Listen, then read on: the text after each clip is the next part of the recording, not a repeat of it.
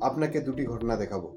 এই ভিডিওটিতে দেখতে পাচ্ছেন একজন লোক বাইকে করে যাওয়ার সময় রাস্তার মাঝখানে গর্ত থাকায় অ্যাক্সিডেন্ট হয়ে গেল।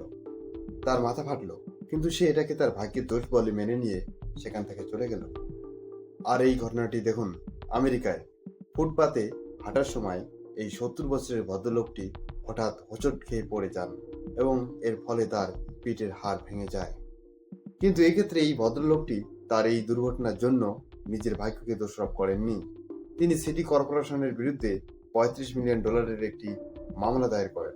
সিটি কর্পোরেশনের বিরুদ্ধে তার অভিযোগটি ছিল, ফুটপাত থেকে পার্কিং মিটার সরানো হলেও সেটি লোহার বেস এবং নাটবল্টু ওখানে ফেলে রাখা হয়েছিল, যার কারণে এই দুর্ঘটনাটি ঘটেছে।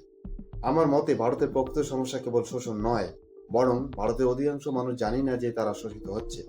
যখন মানুষ নিজের মৌলিক অধিকার সম্পর্কে সচেতন থাকে না, তখন শোষণ আরো সহজ এবং দীর্ঘস্থায়ী হয়ে ওঠে। এই ভিডিওটি কাজের মনে হলে অবশ্যই সকলের সাথে শেয়ার করবেন এবং আমাদের সাথে থাকবেন। ধন্যবাদ।